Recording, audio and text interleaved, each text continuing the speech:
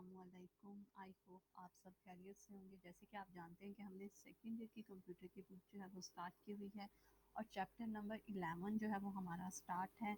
आज का जो है लेक्चर जो है वो हमारा प्रोग्राम से रिलेटेड है। आज हम देखने वाले हैं कि हमने प्रोग्राम को कैसे करना है। अगर आपने लास्ट वाले लेक्चर्स नहीं लिए हुए तो आप वो पहले लेक्चर्स ले लें ताकि आपको पता चल सके कि प्री प्रोसेसर डायरेक्टिव किस लिए, मतलब ये सारी स्टेटमेंट किस लिए यूज़ होती हैं। प्री प्रोसेसर डायरेक्टिव्स क्या होते हैं, हेडर फाइल्स क्या है, मेन फंक्शन क्या है, आपके ये छोटे छोटे फंक्शंस जो हैं print at scan app function, clear screen का और गेट सी एच के फंक्शंस किस लिए काम किए जाते हैं, ये सब आपको पता चल सके ताकि जब आप ये प्रोग्राम कर सकें। प्रोग्राम करने से पहले आपको इन सब के बारे में नॉलेज होना ज़रूरी है ताकि आपको पता चल सके कि ये हेडर फाइल्स हमने क्यों इंक्लूड करवाई हैं, ये प्री प्रोसेसर डायरेक्टिव्स क्यों हमने लिखे हैं। तो इससे अच्छा है कि आप ये प्रोग्राम करने से पहले आप अपने लेक्चर्स जो हैं पहले, मैं इन चैप्टर नंबर 8 9 10 पर कंप्लीट जो है वो लेक्चर्स दे चुकी हूँ। आप वो पहले लेक्चर्स देख लें। चलिए जी स्टार्ट करते हैं अपने इसको प्रोग्राम को। आपने जो है लास्ट लेक्चर अगर नहीं लिए हुए इफ़ एल्स इफ़ वाला तो आप पहले वो भी ले लें ताकि आपको पता चल सके कि इफ़ एल्स इफ़ वाला स्ट्रक्चर जो है वो हम क्यों यूज़ करते हैं, उसको यूज़ करने का पर्पस क्या है और सिंटेक्स क्या है उसके और उसकी वर्किंग कैसे होती है। आज के प्रोग्राम में हम इफ़ एल्स इफ़ का ही जो है वो स्ट्रक्चर यूज़ करने वाले हैं। प्रोग्राम को स्टार्ट करने से पहले आपसे एक छोटी सी रिक्वेस्ट है कि अगर आपने चैनल को सब्सक्राइब नहीं किया तो चैनल को सब्सक्राइब कर दें और साथ में लगे बेल आइकन को भी प्रेस कर दें ताकि आने वाली नई वीडियो का नोटिफिकेशन आपको मिल सके। चलिए जी स्टार्ट करते हैं। सबसे पहले जो है वो आपने अपने प्रोग्राम की स्टेटमेंट को अच्छे से अंडरस्टैंड करना होता है। ठीक है, ये प्रोग्राम जो है ये हमारा इम्पॉर्टेंट भी है, पेपर के पॉइंट ऑफ व्यू से भी और प्रैक्टिकल के पॉइंट ऑफ व्यू से भी जो है ये प्रोग्राम इम्पॉर्टेंट है। चलिए जी स्टार्ट करते हैं। राइट अ प्रोग्राम कह रहे हैं जी, प्रोग्राम हमने लिखना है दैट इनपुट टेस्ट स्कोर। ठीक है, अब देखिए जब भी मैंने आपको बोला है इनपुट का वर्ड यू आता है तो इसका मतलब है कि हमने यूज़र से कोई इनपुट लेनी होती है और जब हम यूज़र से इनपुट लेते हैं तो हम कौन सा फंक्शन यूज़ करते हैं, हम स्कैन एफ का फंक्शन जो है वो यूज़ करते हैं। स्कैन एफ का फंक्शन यूज़ किया और हमें पता है जी हमने क्या लेना है। ये देखें टेस्ट स्कोर्स जो हैं, स्कोर जो है वो हमने यूज़र से मतलब स्टूडेंट से लेनी है। मतलब अब हमारे पास जो भी वो स्कोर एंटर करेगा, जो भी वो मार्क्स जो है वो एंटर करे करवाएगा, उस मार्क्स को जो है वो हमने किसी ना किसी वेरिएबल में तो स्टोर करवाना है। ठीक है, उस वेरिएबल का नेम हम क्या रख देते हैं, स्कोर रख देते हैं कि जो भी उसके स्कोर आता है वो किस में आकर सेव हो जाए। जो भी वो एंटर करवाता है अपने स्कोर जो है टेस्ट के, वो मार्क्स जो है वो एंटर करवाता है वो इस वेरिएबल में आकर स्टोर हो जाए। हमें पता चल गया कि हमने एक वेरिएबल लेना है जिसका नाम स्कोर होगा। आप वेरिएबल का नेम कुछ भी रख सकते हैं। ठीक है, and display his grade according to the given criteria. और कह रहे हैं कि उसके स्कोर के लिहाज से आपने ग्रेड जो है वो बताना है। और उन्होंने क्राइटेरिया ये देखें ग्रेड बता दिए हुए हैं, मतलब मार्क्स के लिहाज से आपके स्कोर के लिहाज से आपको ग्रेड बता दिए कि अगर उसके टेस्ट के स्कोर्स जो हैं वो 90 से अब 90 आते हैं या 90 से अबव आते हैं तो उसका ग्रेड क्या होगा, ए होगा। अगर उसके स्कोर्स जो हैं वो 80 आता है या 80 से अबव आते हैं, देखिए 89 है, 81 82 80 आते हैं या 80 से अबव आते हैं, 89 तक आते हैं तो उसका ग्रेड क्या होगा, बी होगा। और अगर उसका स्कोर 70 आते हैं, 70 से अबव आते हैं तो उसका ग्रेड क्या होगा, सी होगा। ठीक है, अब ये क्या है यहाँ पर हमें ये क्या साथ साथ हम कंडीशन भी देखते जाते हैं। क्या है कि वो कह रहे हैं कि अगर आपके स्कोर्स ऐसे, हमने जो स्कोर लिया है यूज़र से उसको किस वेरिएबल में स्टोर करवाया है, स्कोर वाले ही उसके वेरिएबल का नेम क्या लिखा रखा है, स्कोर रखा है। तो हम स्कोर वाले ही वेरिएबल में वो जो भी स्कोर एंटर करवाएगा, वैल्यू एंटर करवाएगा, वो किस वेरिएबल में आकर स्टोर होगी, स्कोर वाले वेरिएबल में आकर स्टोर होगी। अच्छा जी, स्कोर जो है वो कह रहे हैं कि वो जो भी स्कोर एंटर करवाता है, यहाँ पर हमने वेरिएबल का नेम लिखना है क्योंकि सिर्फ स्कोर एक पर्सन एंटर नहीं करवाएगा, डिफरेंट यूज़र जो है वो एंटर करवा सकते हैं। मतलब अगर आपके 75 है स्कोर, आप 75 एंटर करवाएंगे, अगर मेरे 65 है तो मैं 65 एंटर करवाएंगे, अगर कोई और यूज़र है उसके 95 है तो वो 95 स्कोर जो है वो एंटर करवाएगा। ठीक है, जो इसलिए यहाँ पर हम वेरिएबल का नेम रखते हैं। हमें पता है वेरिएबल की वैल्यूज़ जो है वो चेंज होती रहती है। अब ए ग्रेड कब आएगा, जब हमारा स्कोर जो है वो ग्रेटर हो या इक्वल हो 90 के, तो हमारा ग्रेड ए होगा। उसके बाद क्या कह रहे हैं कि 80 हो या 80 से अबव हो, मतलब स्कोर, यहाँ पे स्कोर ही लिखा होगा। ठीक है, अब वो क्या कह रहे हैं कि स्कोर जो है वो हमारा ग्रेटर हो या इक्वल हो 80 के, तो हमारा ग्रेड क्या आएगा, बी आएगा। ठीक है, यहाँ पे ग्रेड क्या आएगा, ए आएगा। उसके बाद थर्ड वाली कंडीशन वो कह रहे हैं कि 70 ग्रेड मार्क्स हों, आपके स्कोर्स हों या 70 से अबव हो, मतलब आपका जो भी यहाँ पे स्कोर्स हैं वो ग्रेटर हो या इक्वल हो 70 के, तो आपका क्या ग्रेड आएगा, सी आएगा। ठीक है, ये मैं आपको कंडीशंस भी साथ में लिखनी बता रही हूँ। ठीक है, उसके बाद क्या है कि अगर वो कह रहे हैं कि अगर आपके स्कोर्स जो हैं वो यहाँ पे स्कोर्स का वेरिएबल आएगा यहाँ पे। ठीक है, अगर आपके स्कोर्स जो हैं वो ग्रेटर हैं या इक्वल हैं 60 के, तो आपका ग्रेड क्या आएगा, डी आएगा। ठीक है, उसके बाद कह रहे हैं कि बिलो 60, मतलब इसके बाद जो भी आपके स्कोर्स आते हैं इससे नीचे नीचे, तो आपका ग्रेड क्या आ जाएगा, एफ आ जाएगा। ठीक है, 60 से नीचे जिसके भी मार्क्स आएंगे उसका ग्रेड क्या होगा, एफ होगा। ठीक है, ये बात हमें प्रोग्राम की समझ में आ गई और ये हमने जो है ये कंडीशंस भी बनाना सीख ली हैं कि इस तरह जो है वो कंडीशंस हमने बनानी है। अब नीचे हमने अपना प्रोग्राम स्टार्ट किया। सबसे पहले हमने प्री प्रोसेसर डायरेक्टिव्स जो है वो लिखी। प्री प्रोसेसर डायरेक्टिव्स में हमने हेडर फाइल्स को इंक्लूड करवाया। इन हेडर फाइल्स में जो हमारी इनपुट आउटपुट से रिलेटेड जितने भी हमारे फंक्शंस हैं उनकी सबकी डेफिनेशंस जो हैं वो इनमें लिखी जा चुकी हैं। जैसे स्कैन ऐप या प्रिंट ऐप की जो भी डेफिनेशन है वो इन हेडर फाइल्स में लिखी जा चुकी हैं। उसके बाद हमने वाइड मेन फंक्शन स्टार्ट किया। ठीक है, वाइड लिखने का हमारा पर्पस क्या है कि इस प्रोग्राम ने जो कुछ भी वैल्यू जो है वो रिटर्न नहीं करवानी। फॉर एग्जांपल अगर इसने रिटर्न करवानी होती कोई इंटीजर वैल्यू, तो यहाँ पर हम उस डाटा टाइप का नेम लिखते थे इंट। अगर इसने फ्लोट टाइप की कोई भी वैल्यू रिटर्न करवानी होती, तो यहाँ पर हम क्या लिखते, फ्लोट लिखते। ठीक है, ये जब हम नेक्स्ट 12th चैप्टर में जाएंगे तो हम देखेंगे रिटर्न में कैसे लिखते हैं। ठीक है, अभी हमें पता है कि इस प्रोग्राम ने कुछ भी रिटर्न नहीं करवाना, इसलिए हमने यहाँ पे क्या लिखते, वॉइड मेन लिख दिया। ब्रैकेट हमारी स्टार्ट हुई।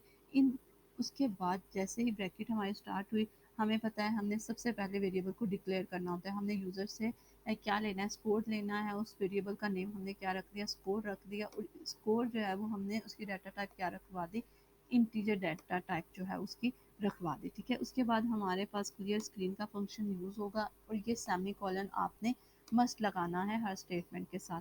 क्लियर स्क्रीन का फंक्शन लिखा हमने। क्लियर स्क्रीन के आपकी यही स्पेलिंग होने चाहिए, कोई और स्पेलिंग आपने नहीं लिखने। ब्रैकेट स्टार्ट हुई, क्लोज हुई, सेमी कॉलन लिखा। ये फंक्शन क्या करता है कि हमारा आउटपुट शो करवाने से पहले जितना भी हमारे स्क्रीन पर गार्बेज डाटा होता है उसको क्लियर करवा देता है। फिर हमें पता है जब भी हमने स्कैन ऐप का फंक्शन यूज़ करना होता है उसके साथ ही हम प्रिंट ऐप का फंक्शन यूज़ करते हैं, ताकि हमें स्क्रीन पर कोई एक मैसेज शो हो, उस मैसेज को पढ़ के हम अपनी वैल्यू एंटर करवा सकें। अच्छा जी, प्रिंट ऐप का फंक्शन हमने लिखा। ब्रैकेट स्टार्ट के डबल कोटेशंस के अंदर जो है वो हमने अपना टेक्स्ट लिखना होता है। ठीक है, डबल कोटेशन के अंदर जो भी आप अपना टेक्स्ट लिखेंगे एज इट इज़ वो आपको स्क्रीन पर प्रिंट होगा, नज़र आएगा। ठीक है, डिस्प्ले हुआ नज़र आएगा। You enter your test score. अब एंटर योर टेस्ट स्कोर आपको पता चल गया जी, अच्छा मैंने कोई जो है टेस्ट के स्कोर्स जो हैं वो एंटर करवाने हैं। ब्रैकेट आपकी क्लोज हुई और सेमी कॉलन हमने मस्ट लगाना है। स्कैन ऐप का फंक्शन किस लिए यूज़ करते हैं जी, हम इनपुट लेने के लिए। हमने स्कैन ऐप का फंक्शन लिखा। ब्रैकेट स्टार्ट करवाई, डबल कोटेशन के अंदर फॉर्मेट स्पेसिफायर बताया। फिर हमने कोमा लगाया, कोमा मस्ट लगाना है। एड्रेस ऑपरेटर बताया, लगाया। एड्रेस ऑपरेटर क्या बताता है जी कि आपका मेमोरी में किस एड्रेस पर, किस लोकेशन पर जाके आपका वेरिएबल स्टोर होने वाला है। ठीक है, उसके साथ में ही हमने यहाँ पर उस वेरिएबल का नेम लिखना होता है जिसकी वैल्यू हमने यूज़र से लेनी है। यहाँ पर हमने स्कोर की वैल्यू यूज़र से लेनी है, तो हमने यहाँ पे वेरिएबल का नाम क्या लिख दिया, स्कोर लिख दिया। ठीक है, जो हमने ऊपर डिक्लेयर करवाया था। जो भी चीज़ ऊपर हमने वेरिएबल का नेम जो भी हमने डिक्लेयर करवाया होता है, वही जो है वो हम वेरिएबल का नेम जहाँ जहाँ यूज़ करना हो वही स्पेलिंग आपने लिखने होते हैं। ये ना हो कि आपने ऊपर तो स्कोर के स्पेलिंग कुछ और लिखे हैं और नीचे आते आते आपने स्कोर के स्पेलिंग ही चेंज कर दिए हैं, आपको कंपाइलर एरर दे देगा। ये आपने ध्यान रखना होता है कि जो स्पेलिंग ऊपर आपने डिक्लेयर करवाए हैं वही आपने नीचे करवाने होते हैं। ठीक है, अब स्कोर की डाटा टाइप हमारे पास क्या है जी, इंटीजर डाटा टाइप थी। तो इसका फॉर्मेट इंटीजर डाटा टाइप का फॉर्मेट स्पेसिफायर हमारे पास क्या होता है, परसेंटेज डी होता है। तो यहाँ पर हमने क्या लिख दिया, परसेंटेज डी, जो कि ये बता रहा है कि हमारी जो वैल्यू एंटर होने वाली है वो कोई इंटीजर टाइप की है, ठीक है। इसके बाद देखिए हमारी लॉजिक स्टार्ट हो जाएगी, ठीक है। हमने एंटर भी करवा लिया, इसके बाद हमने देखना है कि उसका ग्रेड क्या आने वाला है। इसके बाद हमने अपनी लॉजिक स्टार्ट की, हमें पता है हमने हमारे पास इतनी ज़्यादा ऑप्शंस हैं, ठीक है। हमारे पास क्या है, इतनी ज़्यादा ऑप्शंस हैं, तो इसका मतलब है कि हमने हमने कौन से वाला स्ट्रक्चर यूज़ करना है, इफ़ एल्स इफ़ वाला जो है वो स्ट्रक्चर यूज़ करना है, ठीक है। हमने इफ़ एल्स इफ़ वाला देखा था कि हम ये कब यूज़ करते हैं, जब हमारे पास मल्टीपल ऑप्शंस अवेलेबल हों और हमने एक ऑप्शंस को चूज़ करना हो, तो हम क्या करते हैं, हम इफ़ एल्स इफ़ वाला स्ट्रक्चर यूज़ करते हैं, ठीक है। अब क्या होगा कि हमारे पास ये इफ़ वाली कंडीशन स्टार्ट हुई। सबसे पहले हमने इफ़ का कीवर्ड लिखना होता है, उसके बाद हमने ब्रैकेट में जो है वो उसकी कंडीशन बतानी होती है। कंडीशन बताने के बाद आप यहाँ पर उसकी स्टेटमेंट अगर डिस्प्ले करवाना चाहते हैं या कुछ भी करवाना चाहते हैं, आप वो स्टेटमेंट लिखते हैं। अगर आपकी सेट ऑफ स्टेटमेंट्स है, मतलब एक से ज़्यादा स्टेटमेंट है, तो वो आपने हमेशा कर्ली ब्रैकेट्स के अंदर लिखनी होती हैं। उसके बाद इफ़ के बाद आपने इफ़ का एल्स पार्ट तो मस्ट लिखना है, ठीक है। आपने ये इफ़ का एल्स पार्ट मस्ट लिखना है। जैसे ही हमने अब हमने देखा ना कि ज़्यादा कंडीशन, जैसे ही हमने एल्स लिखा उसके साथ ही आपने इफ़ भी लिख देना है, ठीक है। उसके साथ आपने इफ़ लिखने के बाद यहाँ पर आप दूसरी कंडीशन बताएंगे।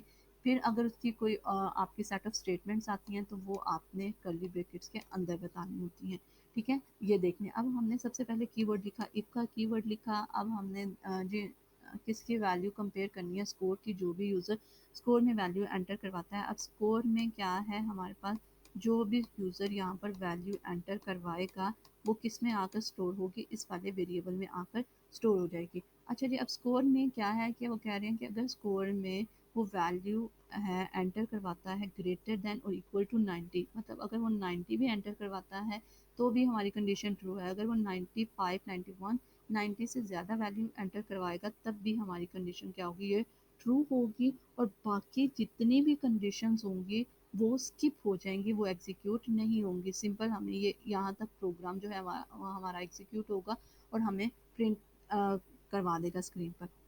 उसने कहा कि अगर वैल्यू हमारी 90 या 90 से ज़्यादा है तो आपने प्रिंट ऐप करवाना है योर ग्रेड इज़ ए।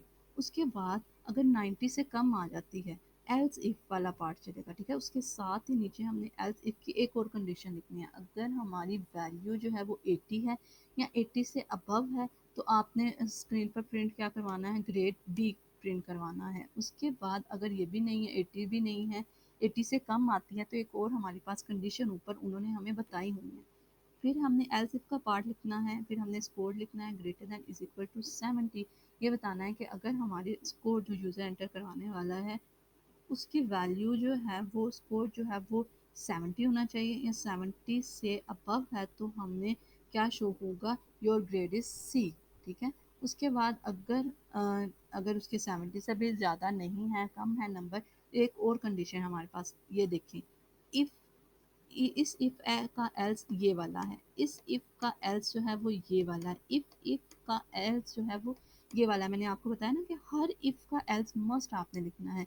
अब इस इफ का एल्स देख लें, ये वाला है, इसके बाद हमारी कोई भी कंडीशन नहीं आती। इस इफ का एल्स हमेशा फिर हम सेपरेट ही लिखेंगे, ठीक है, ये अकेला आएगा। फिर अब क्या है, इफ स्कोर जो है वो ग्रेटर इक्वल है 60 के, अगर आपका स्कोर जो है 60 आता है या उससे अबव आता है तो आपका ग्रेड क्या प्रिंट होगा, डी। अगर वो 60 से बिलो आएगा, मतलब अब ऑप्शन लास्ट वाली कंडीशन तो यही रह जाती है ना, जब हमारी कोई भी कंडीशन ट्रू नहीं होती तो हमारा कौन सा वाला पार्ट एग्जीक्यूट होता है, एल्स वाला पार्ट जो है वो ऑटोमेटिकली एग्जीक्यूट होगा। अब हम अपने प्रोग्राम की सारी स्टेटमेंट्स को एग्जीक्यूट करके देख लेते हैं।